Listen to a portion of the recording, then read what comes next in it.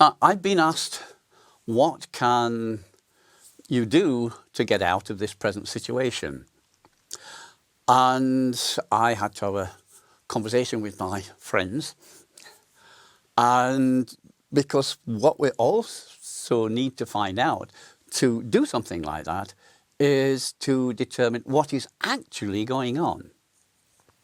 Now, this is called, in most prophecies, the end times. But it's not an end time, it's a metamorphosis. There's a big change from the consciousness of being little, being small, to a much higher, much broader consciousness.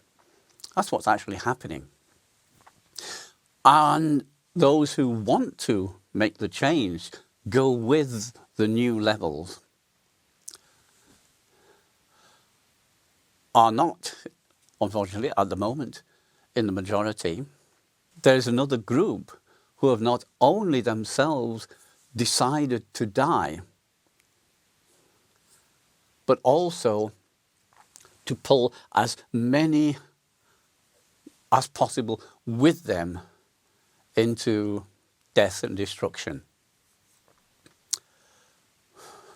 And the way that they're doing this is with a not very pretty fairy tale. They portray it as something deadly, widespread and unstoppable, just to push you into fear. And then they use this fear to pull you down.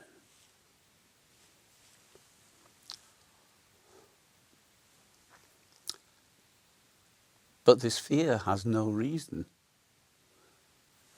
It won't take you more than an hour with a little bit of diligent research to find out that what they're telling you is a complete fairy tale. That it just does not exist.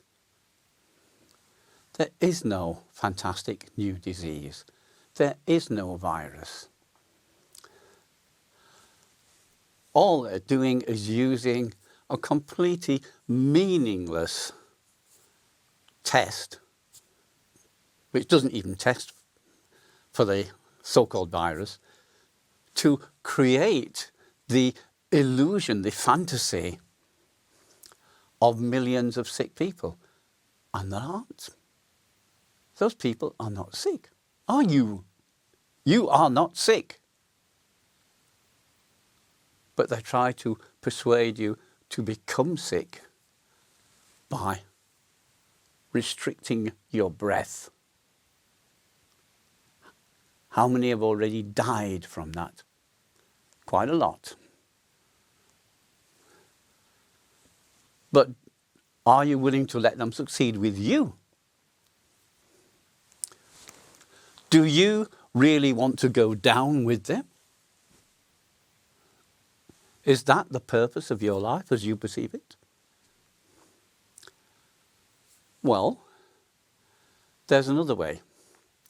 Instead of focusing on their fear, their destruction, their death, you can focus on what you really want. Now, at the end times, this time of the great change, you must choose between death and resurrection. And the way you do this is to remember who you are. We've been taught for many, many generations that the divinity is something which is a long, long, long, long way away and nothing to do with your daily life. And the truth is, it's here, in the middle of your heart, the altar of God, Goddess, Yahweh, Allah, Paramatma, Brahma. Call it what you will. They're all different names for the same thing. What you need to do to bring yourself out of resonance with death and destruction is to bring yourself into strong resonance with divinity. And so this is exactly what you do. Whatever your inner picture of divinity is, you connect yourself from your heart with that divinity and let it fill you as it naturally will. All it's waiting for is your permission to flood in and fill you up. There's nothing special that you need to do to make it fill you. You just need to give it permission to fill you. You allow it to fill you. And that brings you completely out of resonance with those who are worshipping death and destruction. Let them go. Let them die. It's their free choice. Do what you want. Be who you want to be instead. Maybe, by your example,